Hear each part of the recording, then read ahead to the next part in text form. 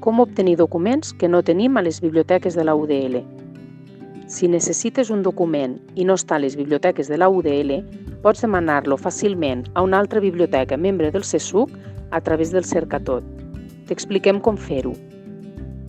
És molt important, però, que abans de començar t'identifiquis al Cercatot amb les teves credencials. Si necessites un llibre en format físic, cerca-la al Cercatot i selecciona l'opció Tots els recursos de la UDL. Si no apareix, amplia seleccionant Ampliar la cerca fora de la UDL. Quan el localitzis, entra al registre i a l'apartat Aconseguir-lo d'altres ubicacions, clica a Obtenir-lo.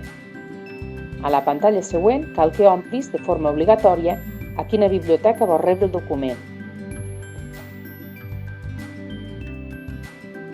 Si el que necessites és un article o un capítol o fragment d'un llibre en format digital, cerca el document al Cercatot amb l'opció Tots els recursos de la UDL. Si no el trobes, activa l'opció Ampliar la cerca fora de la UDL. Quan localitzis el document, en aquest cas un article, entra al registre, ves a l'apartat Aconseguir-lo d'altres ubicacions i clica a Obtenir-lo.